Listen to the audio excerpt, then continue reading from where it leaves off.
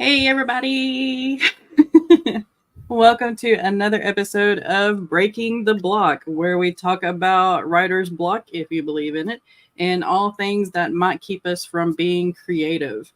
So, I am going to let my co host introduce themselves and tell us about what they do and how they're doing. And we'll start with Mama Maggie and go to Rach, Skye, Jenna, and Nicole.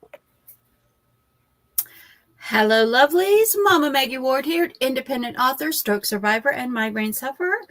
And I have lots of books. Starting off with The Huntsman's Honor, the Huntsman of Adama's prequel for the massive Relic of Time War series that is coming up on book 9 for that series. So if you like, visit my Amazon page listed below, or if you can't afford a Kindle or Amazon, I keep all my rough drafts for free on my Inkit page because I understand times are tight. And Rachel. I'm Rachel D. Adams, or Rach if you just want to call me that. I'm an author and an author tuber, and I also have a blog about what I do and how I do it. I have 2 series going on at the same time because we decided to write a prequel series out of nowhere. And it's called the Dragon Tasker series, about a dejected dragon shifter who works for an organization that's out to kill him. So on to Nicole. I thought Skye was nuts. It doesn't matter. Okay. Hey y'all, I'm Nicole. Also as Luna in the writer community. I write dark poetry and fantasy. I am the creator of Shadows Abyss, a collection of dark poetry. I am the co-creator of Enchanting Tales Publishing. My channel on YouTube is Luna's Mystical Lights.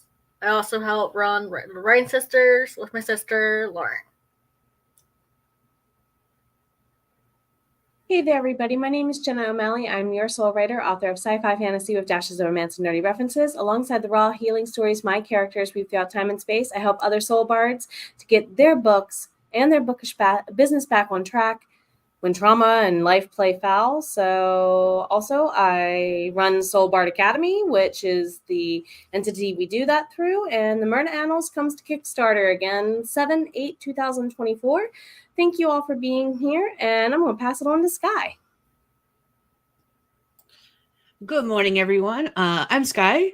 I'm a fantasy author who typically writes paranormal romance under the name S.D. Haggis, and I'm just here because these lovely ladies invited me, and I'm just here to have a good time. I write and do things, and I don't know what else to talk about, so yay.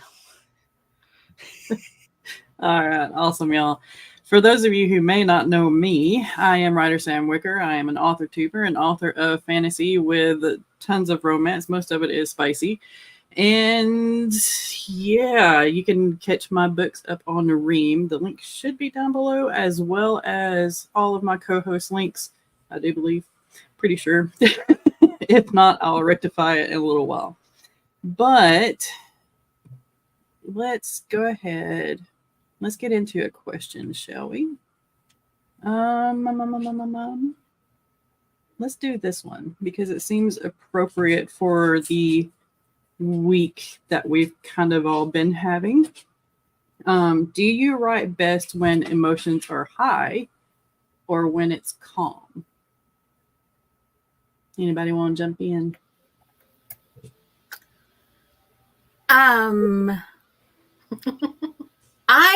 The writing is what tends to make me emotional, but I like to write funny scenes. I like to write dramatic scenes. If I can't make my readers cry at least once during my book or make them laugh out loud, then I have failed as a writer. So as much as my emotions fuel my writing, I feel like that my writing also fuels my emotions. Gotcha. I feel like it helps when you're writing poetry. You're able to tap into that emotion you're trying to convey while you're writing the poem. Something you're like trying to do for like something that's like sorrow or remorse. Gotcha. Anybody else? I've said since I was in high school that writing is therapy for a reason. It depends on what I'm writing. I very much agree with Nicole. When I'm really upset, I tend to just go into poetry. Just that's what it brain dumps as automatically for me most times. But I don't know, Bjorn. What kind of mood am I in when I write you? Because you a jerk. Just saying. Like, I'm trying to think. Some of my characters are just jerks. Maybe on those days I leaned into them more? Question mark. Like if I needed a secondary character to say something. Bjorn is a jerk. He needs a chew bone or something. He needs something to chew on besides everyone around him. Yeah. It's okay. He has 13 kids eventually. He'll be fine. He'll be well occupied. Oh, so he gets punished.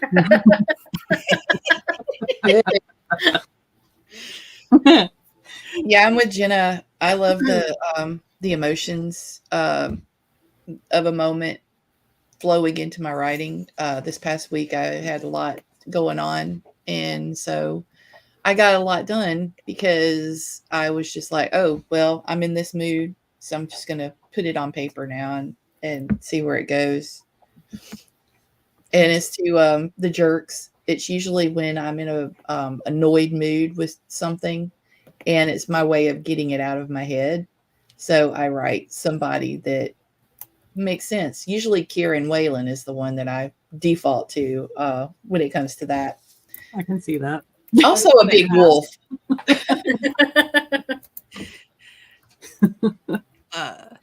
I agree on the point that the writing usually tends to become therapy. I don't do poetry, guys. I'm sorry.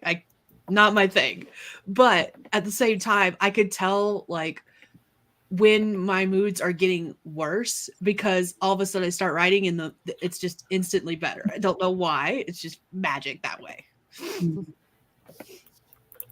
I tend to, before I found the magic of medication to help with my depression, whenever my depression was really, really high, like a 10 out of 1 through 10, I wrote some of my best work. I mean, I wouldn't even have to go back and edit it. I mean, it was just kind of chef's kiss kind of thing. But now that I'm level, I guess, there are times where it's like I have to push myself in order to write. So it's almost like I need my emotions to be high in order to write. But at the same time, it's not a good quality of life. And therefore, I don't write as much if my emotions are high, if that makes sense. I've always wondered about that because I'm one of the holdouts. I haven't gone to see a therapist. My PCP has been really awesome with me to work with me when it comes to things like this. But I've often wondered what would happen to my characters' voices if I change too much as far as my brain chemistry is concerned.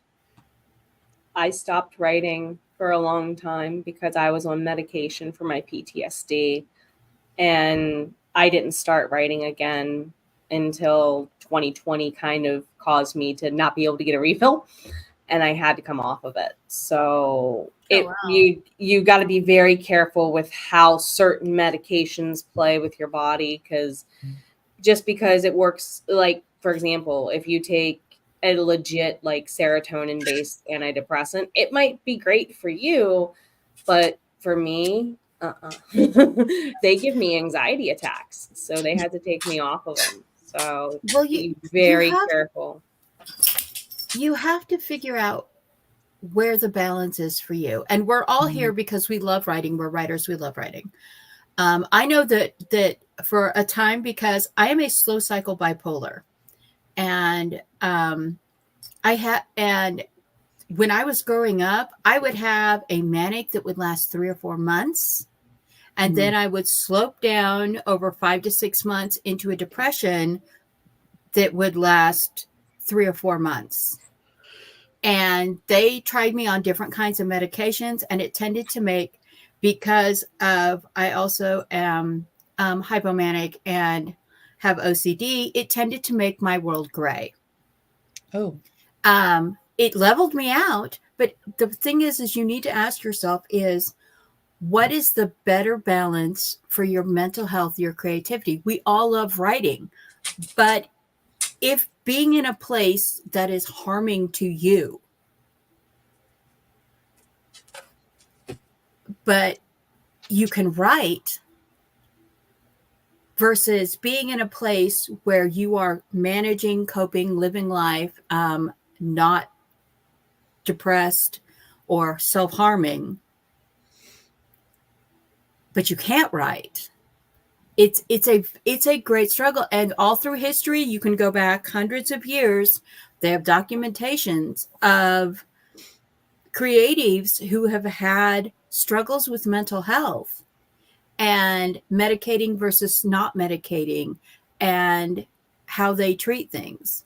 I mean, okay, The Starry Night, Vincent van Gogh's most famous painting. Yep. Everyone knows that painting. He was in a mental hospital when he painted that painting.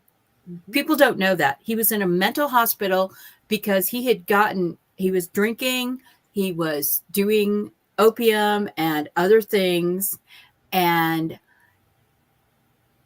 literally he realized I am on the verge of killing myself.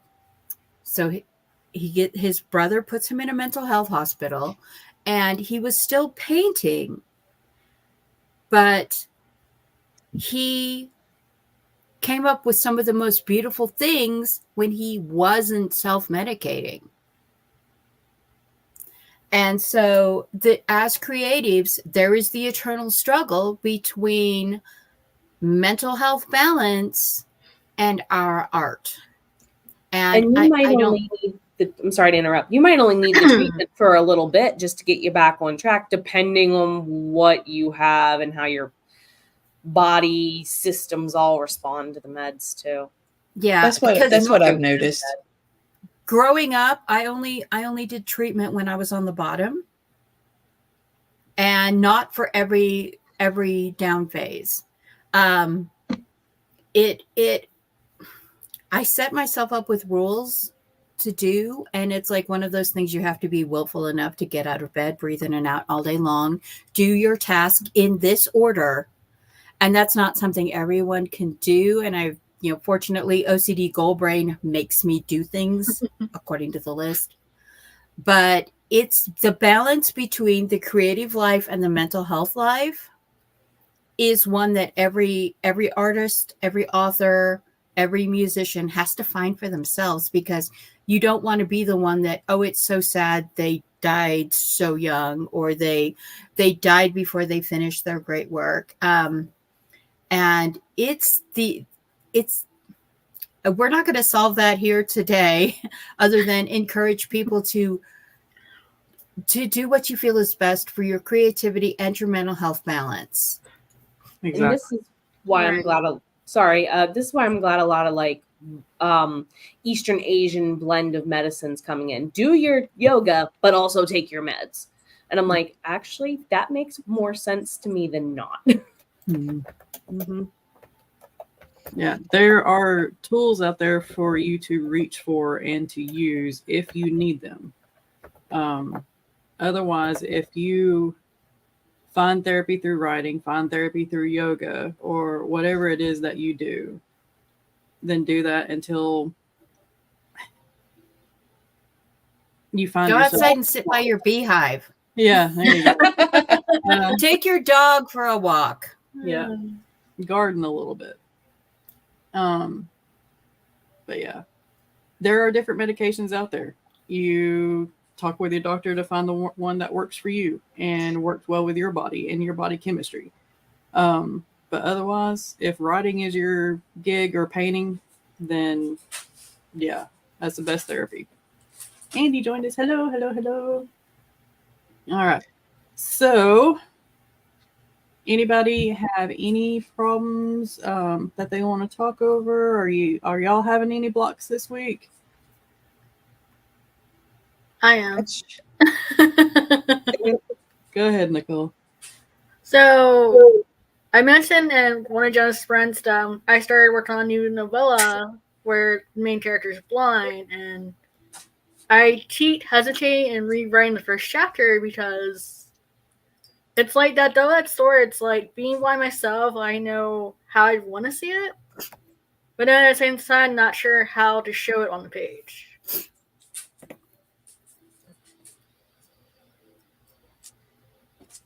Hey, Dee.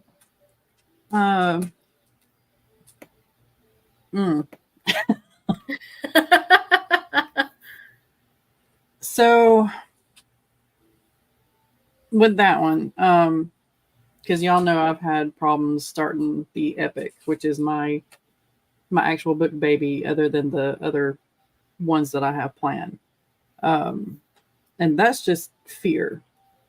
I know it's just fear, because those characters are, like I say, my babies. They are the ones that have been with me the longest.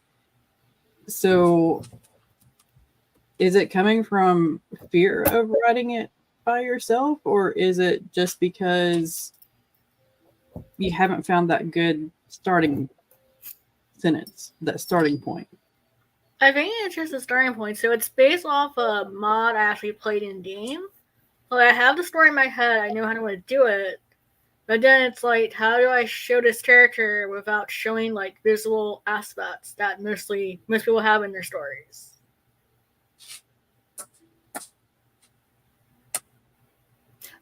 Okay, so you want to are you meaning that you want to have the character like in a non-visual world where you're describing things from a non-visual perspective? Yes. Okay. That would be a thing of you would literally have to lean into the other senses, the sense of smell, the sense of taste, the sense of touch, the sense of hearing. I grew up with a partially sighted mother and a miserly father. So literally as a child, I learned that as soon as the sun went down, the lights went off, and because we're not wasting that electricity. And I learned to walk through the house like completely dark. And it's still to this day, I will walk through our house, no lights on at all. And my husband is like, how do you do that? But it's like one of the things that literally you have this map in your mind of where all the furniture is. Mm-hmm. And it's like you feel where that furniture is. Of course, if somebody pulls out a chair and you don't know it, your toe is going to pay for that. Oh yeah. So yeah, you know that life. Yeah. So what you'll have to do is lean away. Just don't go for. Do not use the visual cues. And it's so temptation, because in writerly things, I mean, they always say show don't tell, right. But the whole reason we're writers is to show you our world. Mm-hmm. But there are other ways to show the world. There are other senses, like in Red Velvet and in Enemies, in the whole Pagosa Cliff series. Whenever you walk into Millie's Bakery, the sight of the bakery is not what you see. The first thing you get every time you walk into the bakery is, what do you smell? What is the smell, and how strong is the smell, and can you taste it? That's what I think. If you're writing a non-sighted person, don't go for the sighted cues, because the other thing is, and I'm going to point this out because it's a peeve of mine for someone to say, oh, well, this character has this disability, and then they completely ignore that disability as the character goes through the book. You can't have a character that is deaf and yet they hear things around them, because they don't. They feel things, they feel the vibrations of things, but they don't hear things.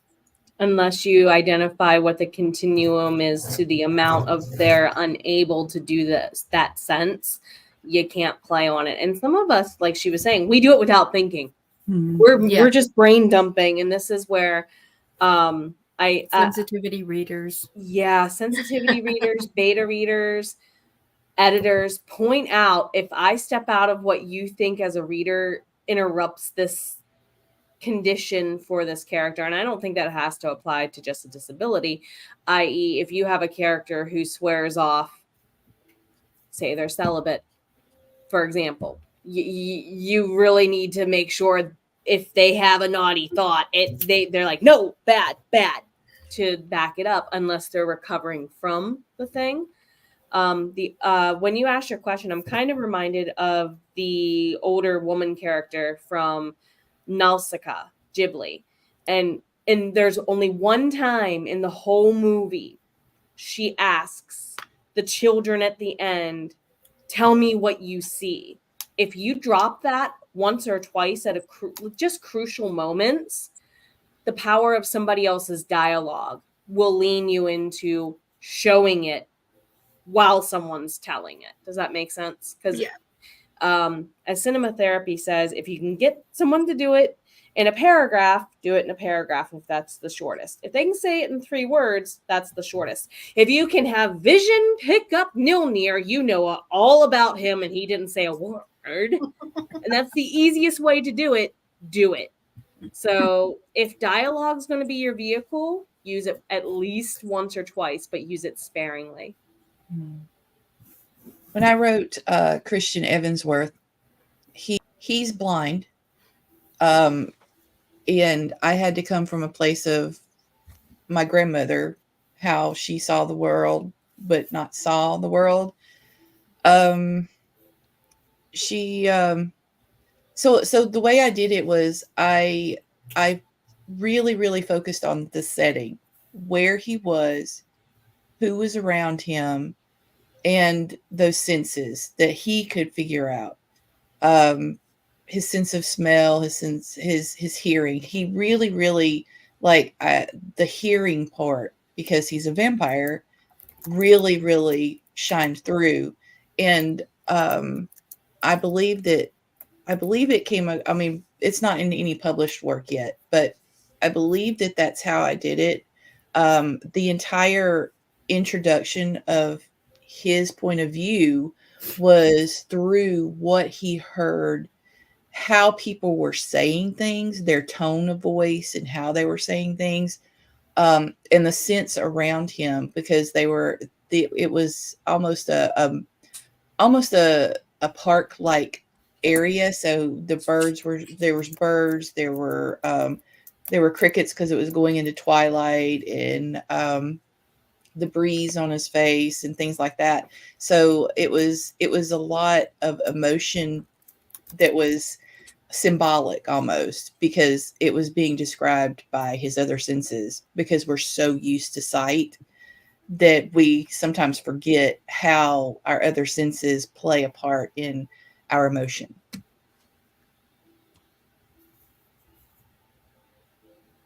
Did that help? It did. It's hard transferring to when you're used to writing, having visual scenery, all that. It's hard to switch it off while you're writing it. That's all, Maybe. I believe that you're going to be the best person to do that. Sorry, Jenna, go ahead. No, I was going to say pretty much the same thing. So. All right. So anybody else up here on screen dealing with a block that you want to talk about?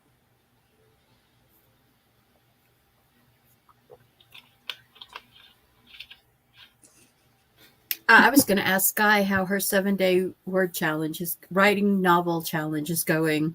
Yeah. It's going good. I restarted on a story, and I was fully prepared today to come and say I have a problem, but honestly, I fixed it last night, so I don't. Well, you want to share what the problem was and how you fixed it, and maybe that can help somebody that's rewatching this or.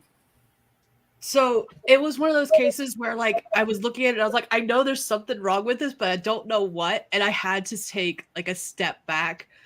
And because this is a part of a writing challenge, I was I was mad at myself for not going forward with it.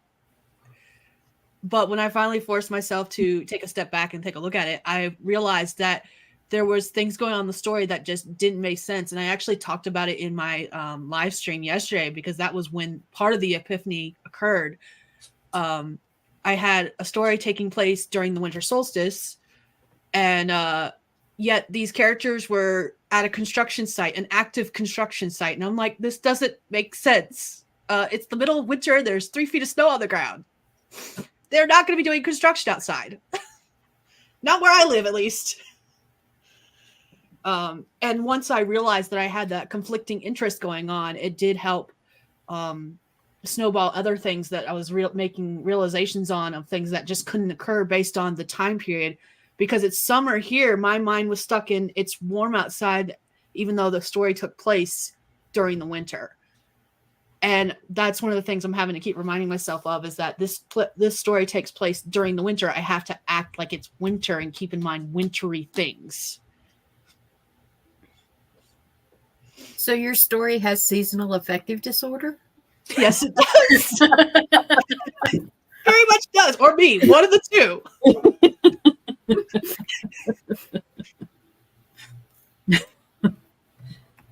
So let's see.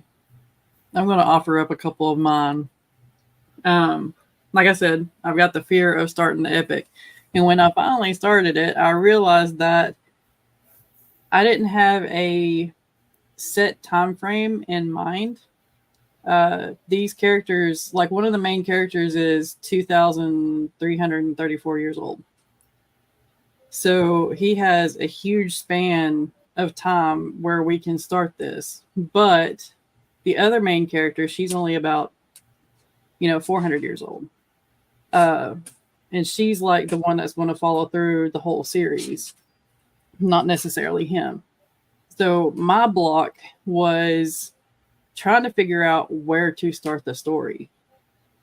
One, because I know the 90s. I love the 90s. Not everybody knows the 90s. Not everybody loved the 90s. But yeah, and I'm still kind of trying to figure that out. And this is the reason why I love writing just complete fantasy, because I don't have to base it in any time frame.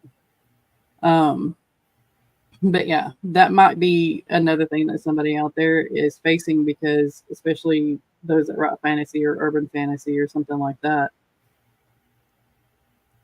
So I had something like that. Since you're one of my readers, and I guess this may have come from having beta readers that are like lots of ages. So I've got one of them is one of the newer generations, and they were completely lost on why Gabriel wouldn't say anything about his sexuality. Why he was so repressed if he was famous or, out there normally anyway, and everything. And I had to explain the 90s, right. The 80s and 90s, because he grew up during that time frame. Now he's an adult, but he's still, in the closet, or he, at least for the first 2 books, he's in the closet. Yeah. So thank you, millennials, for smashing that ceiling. Just saying. Yes, it's great. And that was part of the reason we wanted to write them this way, because we had so many friends that were just kind of like stuck. And it's just that's a legit thing. It took me a long time to figure out, well, do I upgrade? Not upgrade. What's the word? Move the entire timeline up, or do I just leave it where? But it really would take away from the character if you did that. Yeah. So. Yeah, like I feel like a lot of people have that problem with figuring out what time period, what genre your book should be in. It's based off of what you're comfortable writing, what you know, and also what would fit the characters you're writing for as well. Research. Yeah. As an editor and a coach, all I tell you to do sometimes is research, because I don't know. Yeah, but seriously, that's what I tell people. If you don't know it, look it up, because someone will slam you for it if you don't know it. Oh, absolutely. Oh, yeah, they'll put in your place. The but the thing- prequels are in the 1800s, so I had to do a lot of research back then. Yeah. Well, the other problem is that the people that have these super modern, like the millennials forward attitudes, will, if you write something historic, like, okay, the vampire's dragon, Cineas and I can't remember his name. Sebastian. Okay. Cineas and Seb. That's how okay. There's a lot of people who would be like, why were they hiding what they were? Why would they go out and someone would and with their friend and pretend that she was one of their dates? And it's like, well, in this time period, first of all, they're dragging in a vampire, so they've already got a death sentence hanging over their head. They're warlords, wanted. So they are both on Crimson's most wanted non-human list. And but the other thing is just the fact that they had this relationship means that they had an extra layer of target painted on them. Mm-hmm. And there are some people who are like, well, you shouldn't write it like that, it's oppressive, it's this and that. No, it's the reality of the time. And the reality of the time is they could not be together in public, period. It had nothing to do with their species and everything to do with their gender.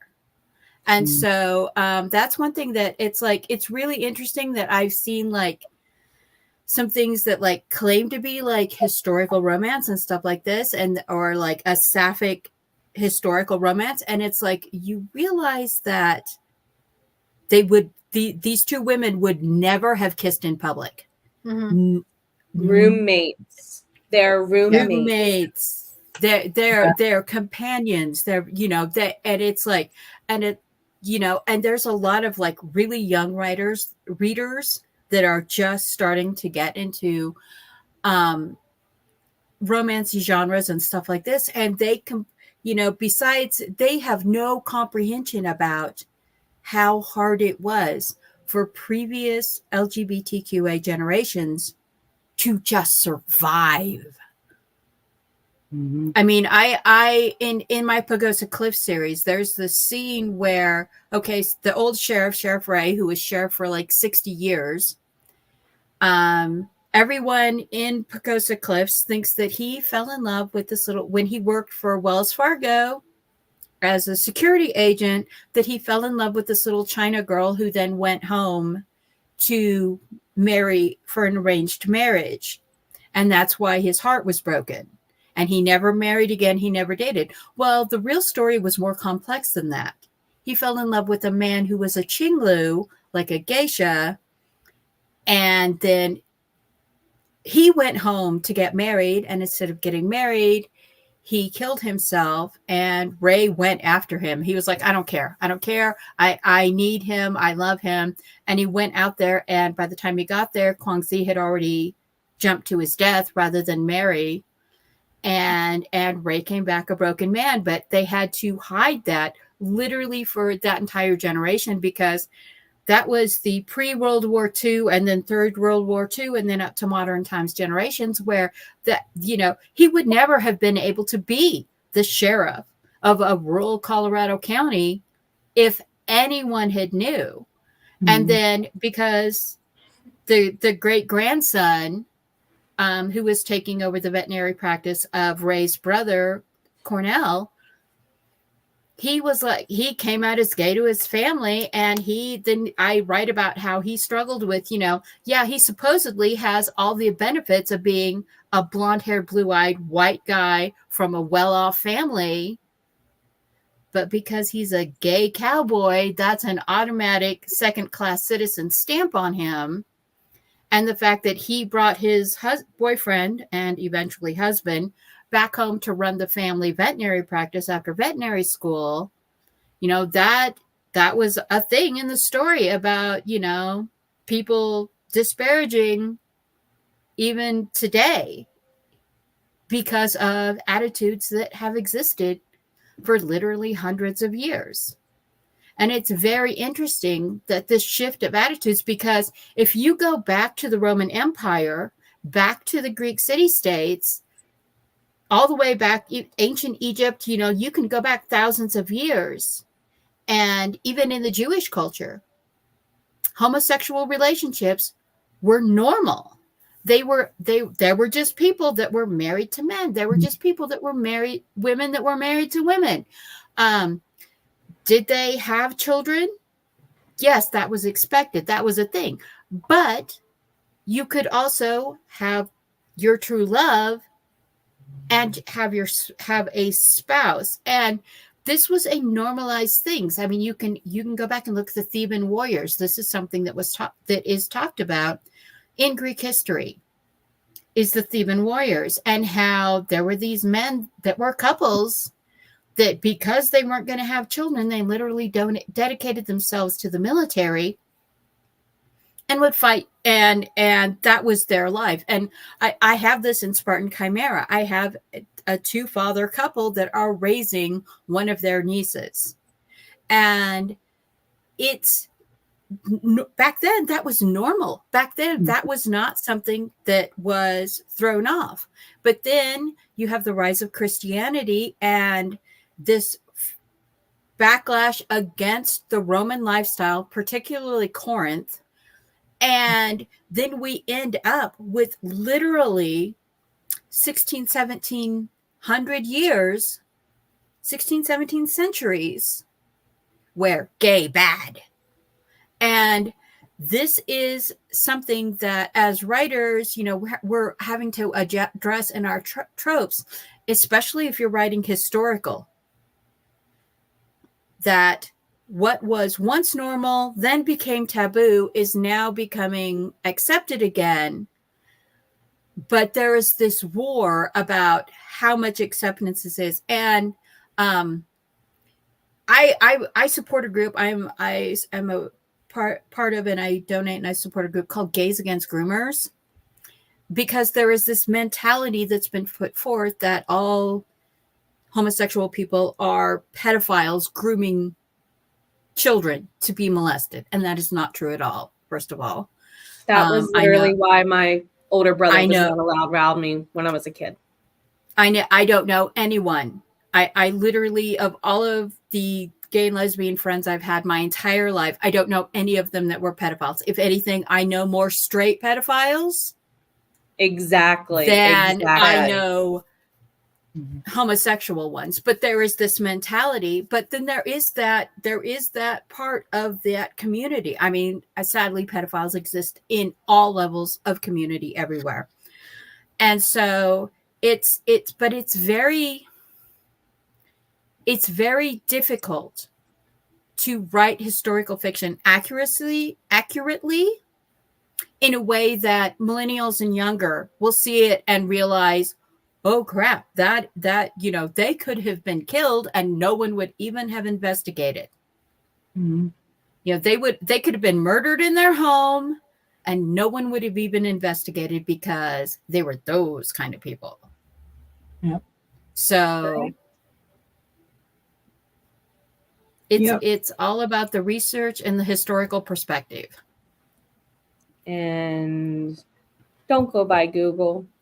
No, no. Don't go by Google. Somebody recently tried to compare their Google search to my library level special collections research I do on the history stuff for my series. And literally I said, clearly you are not my intended reader, and left it at that. So seriously, you can start at Google to get some names and some dates. If you're going to use Google, at least use Google Scholar to research this stuff. It'll at least spit out the .edu, .org, actual stuff from people who know what they're talking about. Consider Google your digital card catalog, not your source. Exactly. Bingo. Yep. Though, I'm going to be really honest, as a former English teacher, no one has a clue what a card catalog is. I know. I just completely aged myself there. That being said, I have one of the newer generations for my kiddos, and our library does still use the card catalog. So I was actually teaching them how to use the card catalog the other day, and I was so proud of them because they figured it out. I was like, yes, proud mama moment. I worked at 4 schools where I had the unfortunate trauma of watching them uninstall them. Yes. And I'm like, if only I had the $100 to buy the actual like wooden drawer system, because the organization. See, our school, the librarian refused to take out the card catalog because we do have power outages, so you can't like use the. And so, but she made all of the kids learn how to find the Dewey Decimal System and how to use that. And it's like, I'm like, that's a lost art. Yeah, Yeah. it is. I saw one in an antique shop and I almost cried over it. And I'm like, really? I would so want to buy that. I'd be like, hey, I need money. Let me set up an account so that we can go get this. Go fund me. my seriously, you just started like a book box type situation, organizing all the stickers, and you could just pull out what you needed. That's what I would want it for. Yeah. I definitely need it because I mean, y'all see the chaos over here. So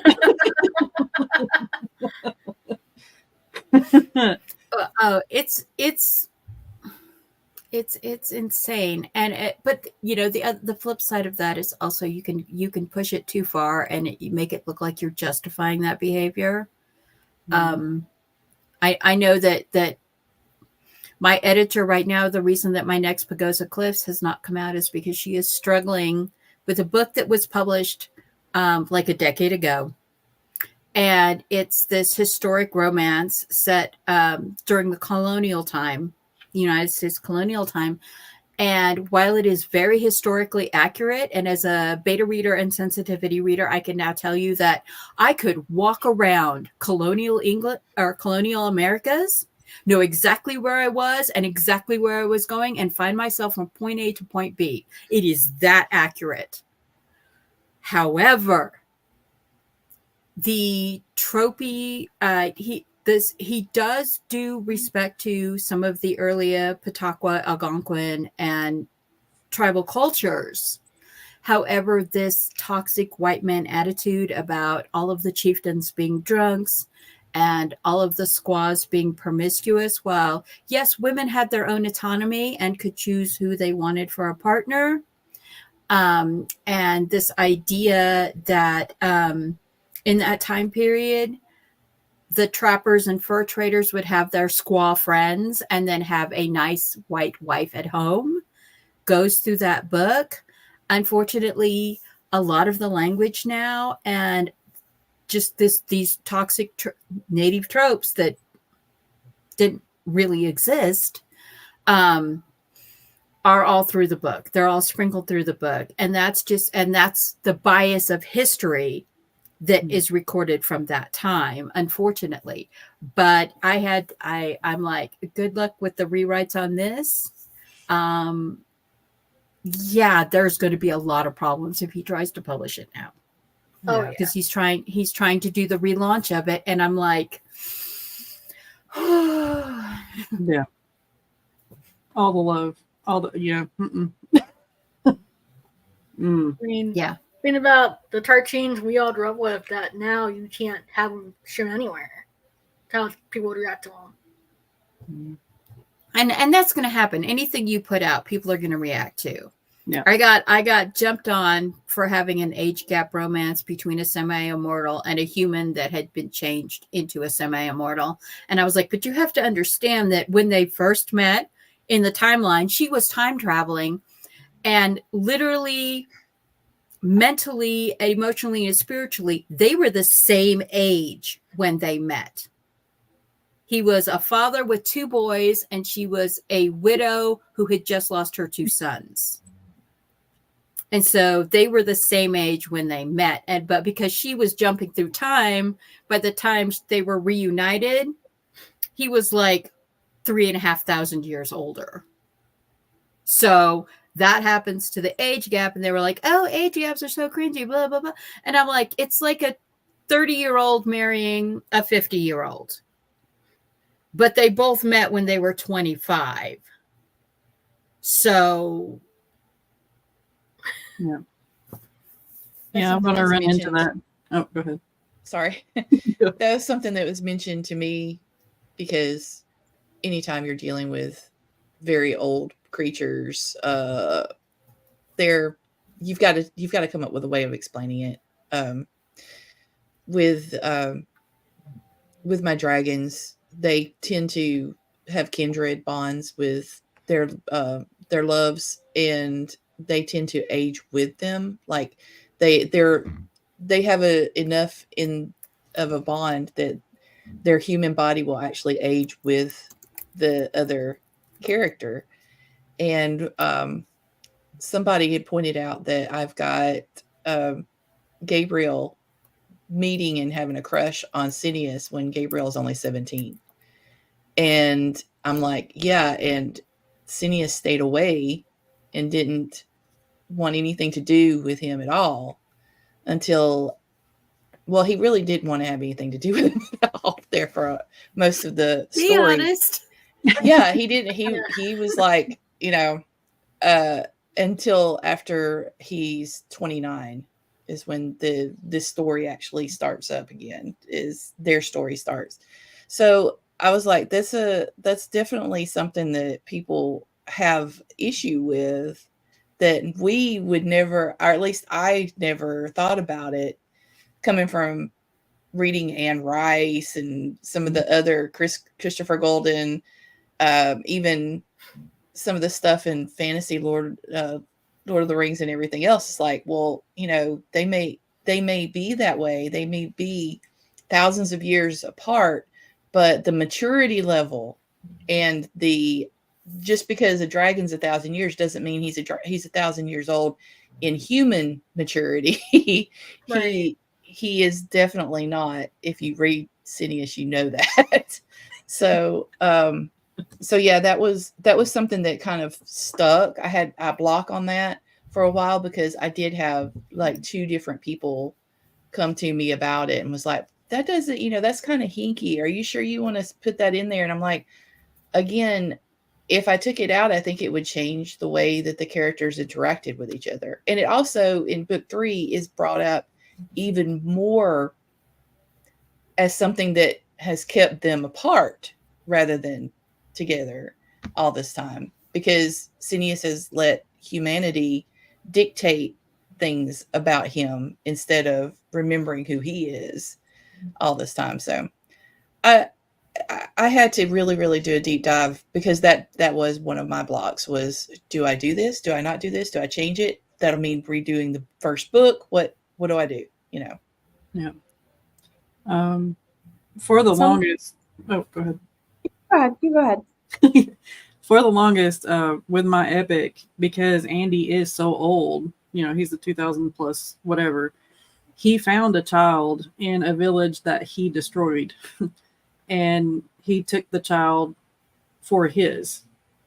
But then the child grew up and she was like, I don't want you to be daddy anymore, kind of thing. And then grooming became an issue. It's always been an issue, but it became more into the light. And it's like, I really need to change this. Because I don't want to paint Andy in a bad light, because he's actually one of the good guys. I mean, he's had issues, he may or may not have been Jack the Ripper, but, it just, that in of itself kind of threw a wrench in it too. And it's like, how do I change this to where they still have that bond? And Dylan, his son, is still created, because Dylan plays a big part. So it's like, okay, Dylan's just going to be somebody else's kid. And, Dylan could be another foundling. Yeah. Well, yeah. Andy's not too keen on changing. Yeah.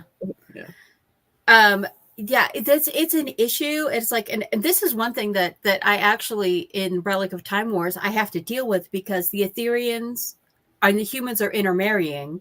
They have been for many generations, like thousands and thousands of years. Karstein actually ends up with a quarter human son who like lives for 1,000 years. And his children live for like 200 years. So it's kind of like from the Lord of the Rings, Aragon. It's kind of that thing where they are longer lifed than normal humans, but they still age and die. And so there's that thing. And because there's a couple of characters that are human characters that are dating Ethereans. Two of them actually have a discussion about what is it going to be like, when our husbands still look like hot 20-somethings and we're like decrepit 90-year-olds. What is this going to be like? And the one she's like, my children could live for 1,000 years. Are they even going to remember me a decade after my death? And this is the struggle they face of, I'm dating someone. How do you become okay marrying someone that will live longer than your civilization existed?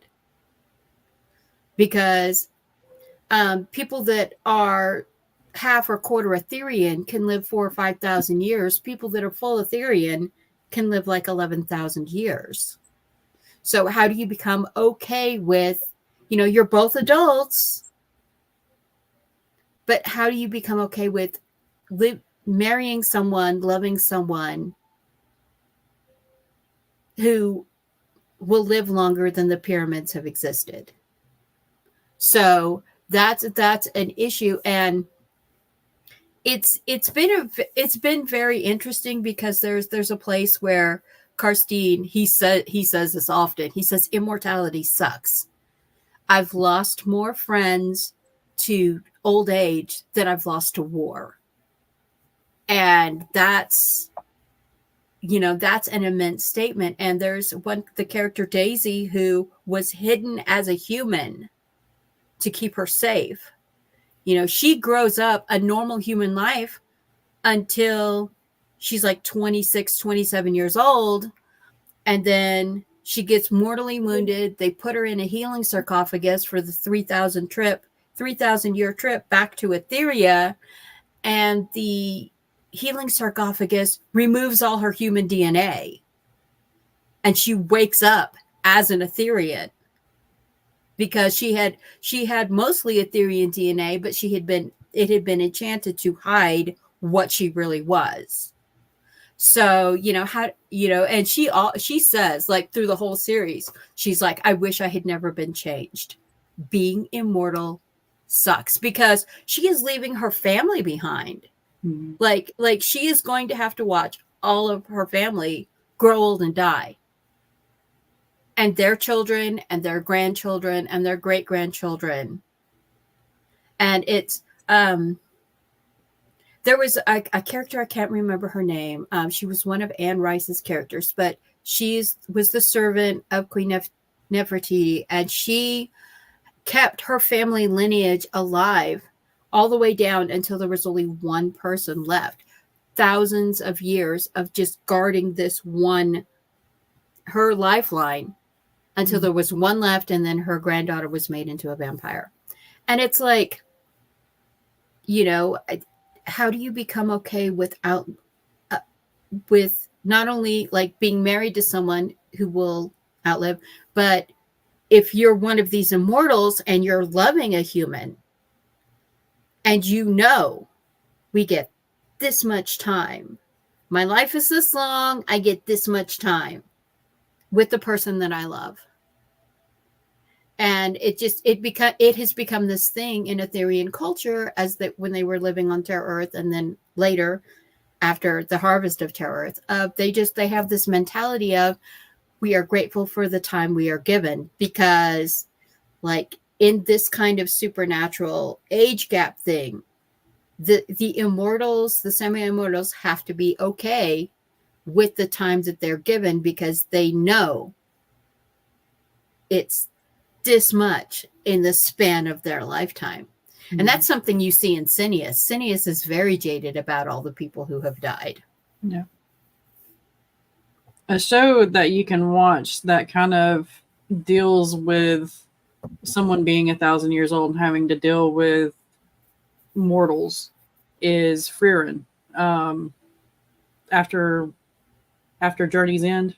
Yeah, it's an anime, but it is gorgeous, and it deals with this topic very well, I feel, because it shows the emotion or lack thereof that an immortal has, and having to teach oneself to actually care about things and not be jaded.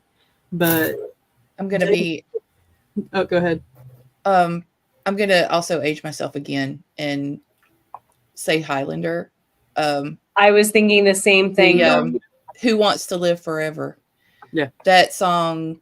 I've got that on my playlist because that is one of the songs that just really helps with that. And to this comment, yeah, it depends on the author how they want to do their work.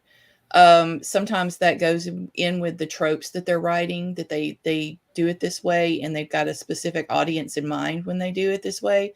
I come from again, Anne Rice, and also the Highlander series was one of my favorites. I actually still have the VHS copies. So it's a matter of I have the DVDs. Oh, so yeah, the idea that when I said like Cineas, sometimes he shows his maturity level and stuff like that. It's not that he hasn't learned. It's not that he doesn't have the experience. It's just that the way the dragons would be, I guess, where he's at. He presents himself like a 40, 50-year-old human in his shifted form. And he's been through the ringer. He's lost people. He's lost loves. He's lost children. And it wasn't just because of the species. It was other things. So, yeah, that is kind of a pet peeve, but at the same time, I understand why they write it, because they're writing to a specific audience. Yeah. So another thing that you could do with tackling something with like the dragon shifters, maybe their age in one form. Okay, so as an example, I tell everyone that I am 34 years old, but I'm a level 20 writer. I've been writing for like 20 years. You could do the same thing with your shifters. In their dragon form, they may be hundreds of years old, but in their human form, maybe they are like a 17-year-old kid. And so they're going to have that mentality of a 17-year-old kid when they're human, but when they are a dragon, they're going to have that hundreds of years experience. Mm-hmm. That is another way you could tackle something like that with the ancient beings. That's an interesting way of doing it. I think that's pretty cool. Yeah. And kind of contextualizing the whole "do you want to live forever" thing. It doesn't just affect romantic relationships. Ian has, in book 4, someone who's very dear to, I know some of you are reading, I'm trying not to give you spoilers. Ian has someone very dear to him come back in book 4, and he has the option to invite them. Do you want to be my first turnling? And they're like, no. I've been with you guys long enough to see what you go through. No. And writing that felt, I said, I know I'm going to get flack for this because people are going to want to see these two people back together. But the character was emphatic and said, this is not my style. This is not who I am. So, yeah, it can not just affect their romantic relationships, but like if their best friend from childhood, all of a sudden it's like, why did you age and not me? Starts being a thing. Those conversations come up, and it's almost, even to me, more realistic to pin it in those relationships than in a romantic one, especially if you have the whole soulmate, fated mate, star-crossed lover stuff going on. Mm-hmm. And not only that, but also the mentality too. Like there's some instances, like for us, you're hunted with 2, where you have the immortal, your turn or after turn someone, you're like, I wish I could take that back. I regret my choice because no one deserves to have this life. Type reaction. A reader contextualized it like you're collapsing 100 years into the passing of a year for some of these people when they turn from human to immortal. It's not that time moves faster. Their relationship to time is way different than ours. So yeah, a century might seem like a year to them, a blink of an eye. Yeah. I know that one of the things with writing Relic of Time is that my stroke and the fact that I no longer track time, my brain literally just I no longer have a concept of time passing, because there's like part of my brain that's like, oh, my stroke was just like a year or two ago. No, my stroke was 8 years ago. The 80s were longer 9 than years 10, ago. 20 years ago, guys. I know. And it's so weird though. And it's actually helped me write. How dare you? It's actually helped me write this lack of perception of time, because my semi-immortals, they really don't have this. And it's like, it's one thing of, it's like one day Daisy looks at her older foster sister and she's got gray in her hair, and her husband has gray in his beard, and she realizes how old they've gotten, while she, now that she's an Etherean, she has not aged a day. And it's like that is a kind of trauma that I think that a lot of people writing immortals, some writers, they just ignore it completely, of like, oh yay, we're immortal, we get to live forever. But like Rach was pointing out, it's that Highlander syndrome. It's, who wants to live forever? Because it would suck. See, mine kind of has it sucks living forever, but at the same time, there's 11 siblings. They're all immortal. And Andy, for one, he's tired of cleaning up after them. He's like, y'all need to die. Y'all need to do something. Y'all need to go away. I need to die. So, and that's where I hope that the comedy will come in my books, is because he's like, God, I've dealt with you for 3,000 years.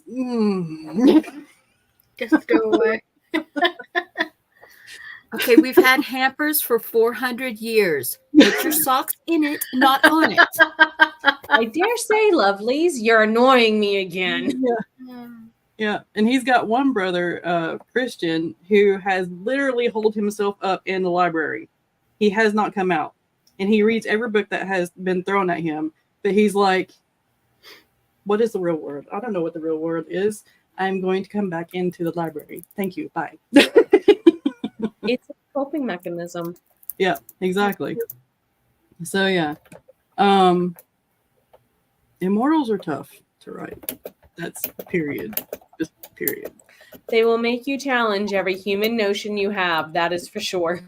Oh yeah. Yeah. All right. So let's get into maybe this question right here. Skye, are you good on time? Oh yeah. Okay. All right. All right. I like Nina's comment about being an immortal in an age of electronic identification. Yeah. Sidious hates something my mortals have to deal with, is because the age of technology has grown so much. They're like, how do we hide ourselves away? And I do like how that is tackled in Patricia Briggs's Mercedes Thompson series, where the werewolves bring themselves forward because technology has developed so much, and they're like, well, we're not gonna be able to hide forever. Let's bring ourselves into the light in a good way so that we're not pictured in a bad way. Yeah, exactly. That's why I like J.R. Ward's vampires being slight vigilantes without intending to. Like, there's a hotline, you can get a hold of them and everything, and I'm like, that's actually really clever. That's a smart idea. It is. It really is. But yeah. All right. Marketing. Just gonna say it now. Marketing, Sam. What? We're just gonna all probably say it now. Marketing, Sam. Marketing. Marketing with formatting close behind. Yes. Yes. Very much. Very much. I love formatting. What are you talking about? Will you format mine if I pay you? Yes. I love formatting. We're all looking at Jenna. Yeah. My worst part is always probably going to be the end. I'm fine with the middle. It's always the end because the end just, I don't know, it tears me apart. It's like, no, I don't want to let you go.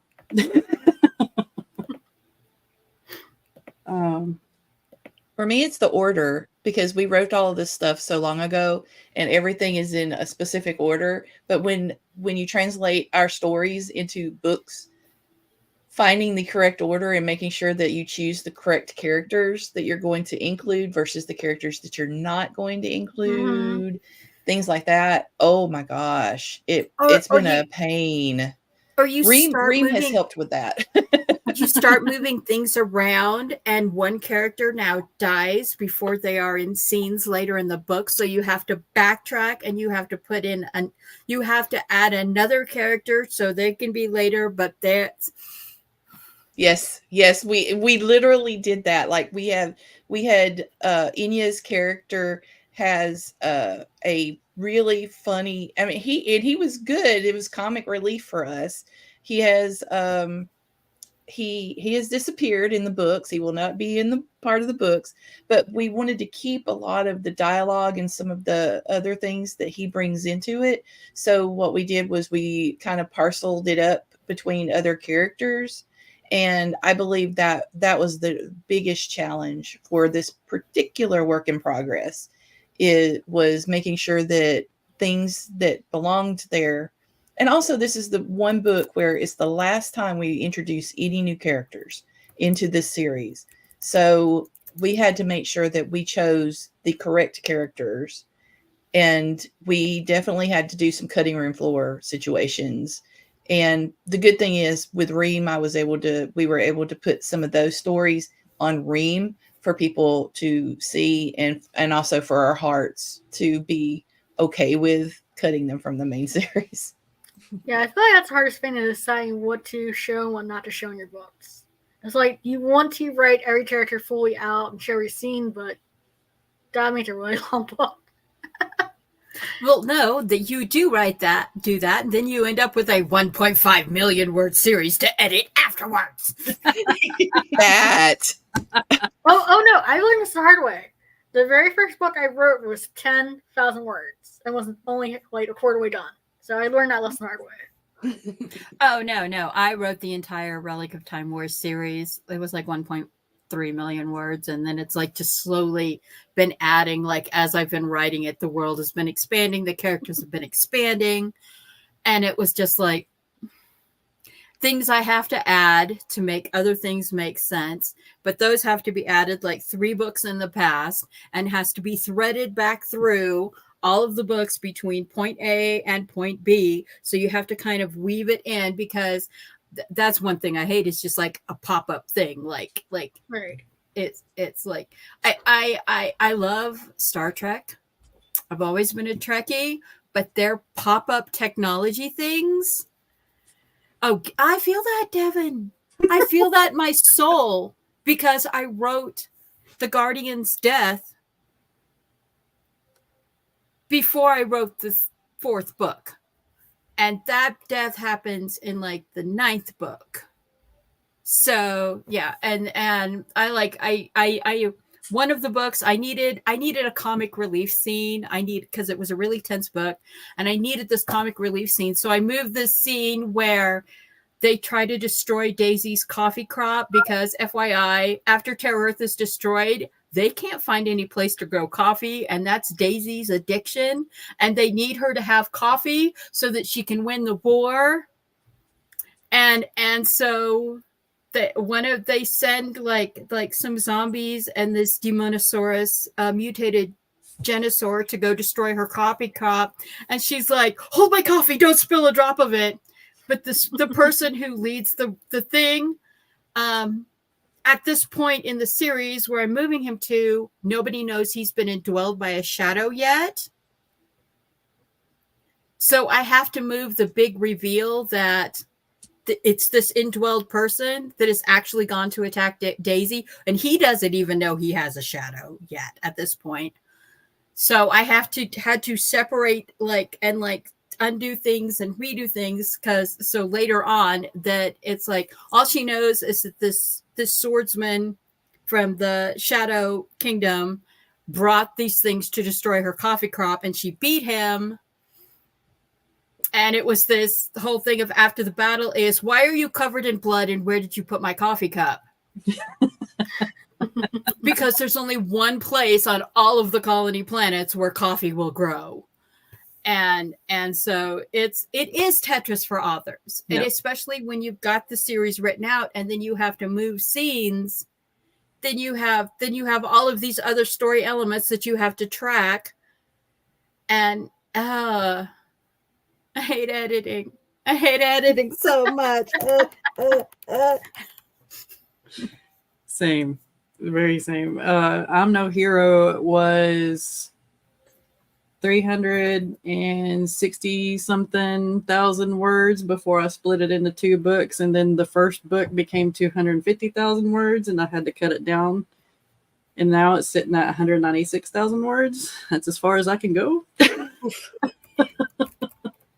So yeah, it's awesome. So awesome. Editing loves you. Oh yeah, I love editing. And yes, you need to write the fantasy. Just saying. All right. Anybody else got anything? I think for me, rewriting is actually the worst part because I love drafting. Drafting is actually my favorite. But rewriting, it's like, I've already told myself this story once. Now you want me to redo it and change things? Why? Yeah. Yeah, I get that.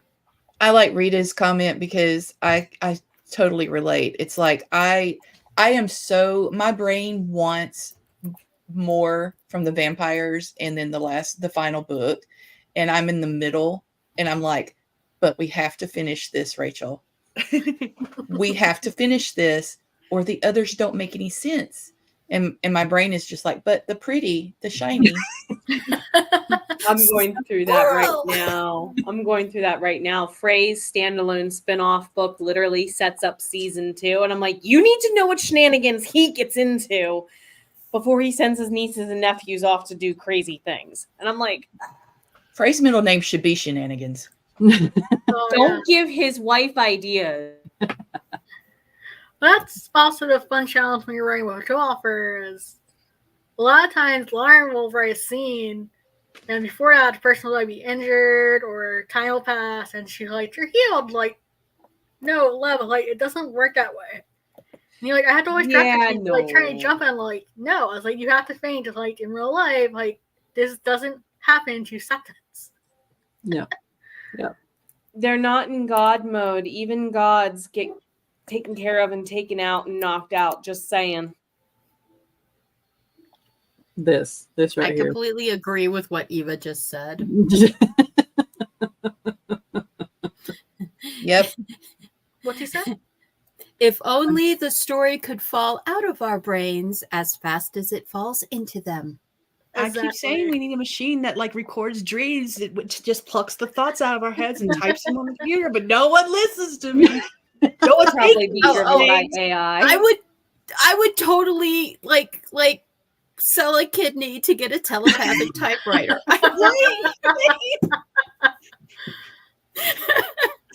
Sell an arm, something. Would be perfection. Yes, definitely. Oh yeah, that's a project I'm not looking forward to. I like all these notebooks of written word, but now I can't see anymore. It's like crap. I'm like, how am I supposed to put you in type form? Oh, that's a whole other level because I've got a fantasy that's sitting over here in one of those big notebooks that you get from Barnes and Noble. Mm-hmm. And I'm just like, I haven't seen it or written it in it for years. but I want to do it now, and I'm like, ugh. Yeah. Dictation, I think. I'm going to try and figure something out. There are some, I don't have a printer that does this, but there are some printers that will scan those into documents. But again, is it AI driven? Probably. Is it expensive? Probably. Mhm. Yeah. Yeah, my whole bottom row right here. And then there's a box in the shed of stuff that I've written that I need to put into a document. It's like, oh my gosh, why? Yeah, I feel like between me and Laura, we have like 40 books just staring at us. It's like, type this out. Not me sitting over here with like a shelf full of notebooks that I have every intention it is on the project list to digitize them. Yeah, exactly. Just the story seeds. Not any stories in here. This is just story seeds. Yeah. Oh, we have a scroll, aka document with all our story seeds. Mhm. Same. Yep. Yeah. 53 and counting. Yay. Yay. Especially when Lauren sees the cover, she's like, oh, I have no idea. I'm like, no. Put it down. We need to de-evolve her from the book cover groups. I had to do that. After buying 30 plus pre-made covers, I have to wean myself off of that habit. But they match the stories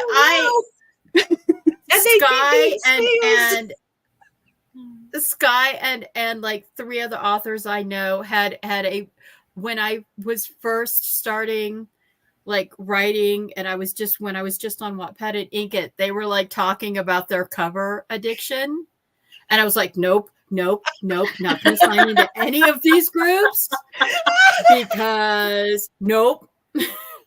I don't. Mary had this thing where she was like, she's like, okay, I just bought a trilogy worth of covers for books I don't even know what I'm going to put them on, but I want them. That's her. It's like, it's not that's her. So I'm like, what are you going to do with that? I'll tell her something like, no, like put it back.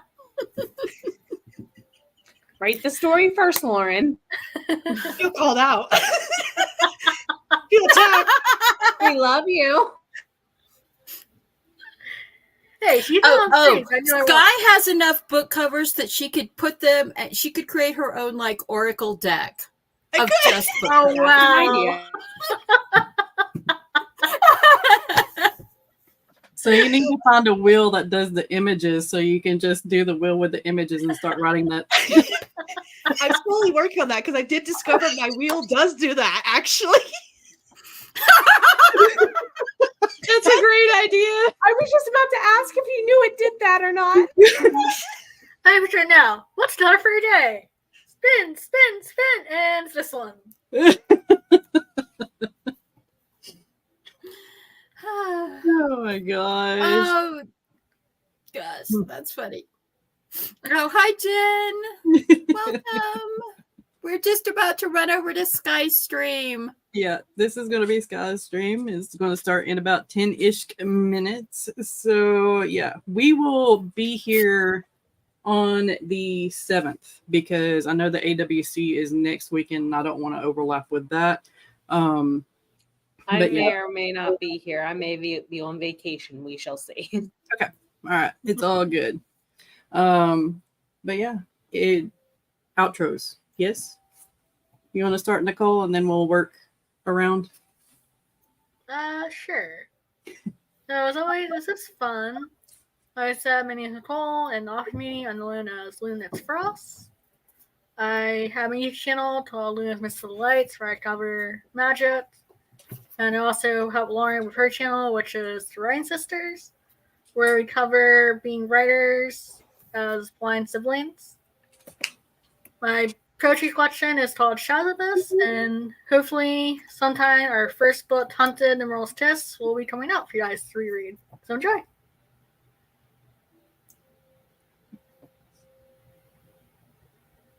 I had someone who would not be quiet. So hello, Moo. My name is Jenna O'Malley. Thank you very much for joining us today. Do feel welcome to hang out with everybody on screen whenever you can. And I actually operate 2 channels. There's Jenna the Soul Writer, which is where a lot of my stuff about writing processes hang out. And if you want to know more about the psychology, metaphysicology, and esotericness and more for writing and more about my coaching, head over to the Soul Bard Collective, where we're doing Writing to Heal later today and helping you get yourself together a little bit better.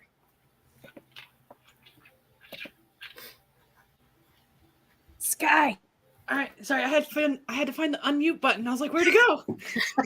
I switched tabs on realizing it. I was like, I'm Skye. I'm a fantasy author who typically writes paranormal romance under the name SD Haggis, and my stream is in about 10-ish minutes now, and I'm going to be writing on a collection of short stories that follow 7 sisters as they meet supernatural beings and fall in love as part of a 7-day book challenge, and yeah, other than that, I have nothing. Thank you for having me. Haha.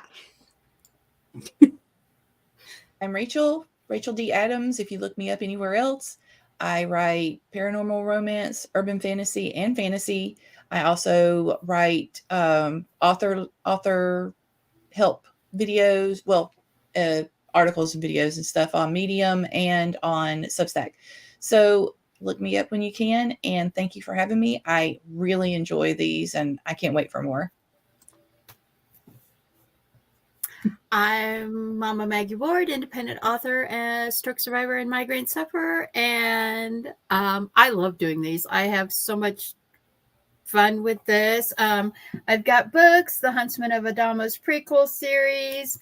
They're going to be 99 cents on Amazon next week, so if you're looking for a fantasy read, the prequel to the entire Relic of Time War series will be available. And I am already waiting in Skye's stream for us to finish. All right, everybody. I am writer Sam Wickler. Bleh. I don't even know how to talk anymore, so never mind. Anyway, I am writer Sam Wicker. I am a writer of fantasy with romance and spicy scenes, and we will be doing this hopefully every Sunday after the AWC, unless there's something else that pops up, of course. But yeah, this is a lot of fun. Thank you so much for joining me on this endeavor. It's amazing. Y'all are amazing, and I love you. So yeah, we'll see y'all over in Skye stream. Bye.